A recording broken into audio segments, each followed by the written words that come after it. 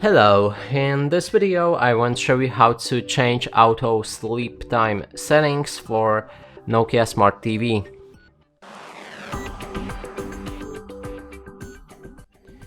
And to do this, we'll need to click on this button right here on the remote. Now move to the right so you can find the settings, enter them. Here scroll down for device preferences. Select the power,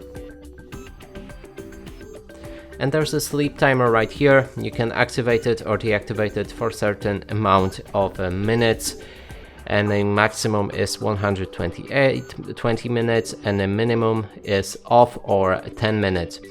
Now if you do that, your TV will shut down or actually go to sleep when it's idle for this amount of time.